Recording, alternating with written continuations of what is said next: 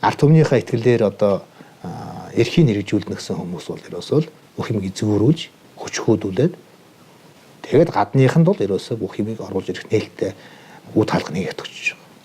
Одоо энэ үе таалга нээгтээ бүр сайхан нээж өгч байна. Улаанбаатар замын явууд Ирээн Бээж гэсэн төмөр замын ганцхан төмөр зам байсан бол одоо дээр нь 7-ог нэмж байна.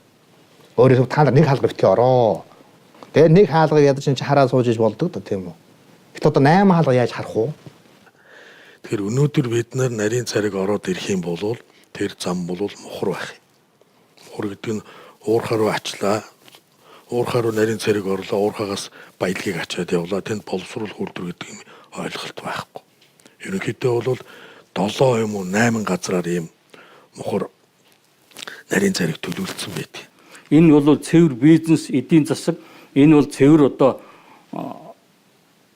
үр ашигын асуудал шүү дээ. Ерөөсөө бид үр ашигтай ажиллаж ижил тэндээс мөнгө олно шүү дээ. Бүхэл юм зоосоор.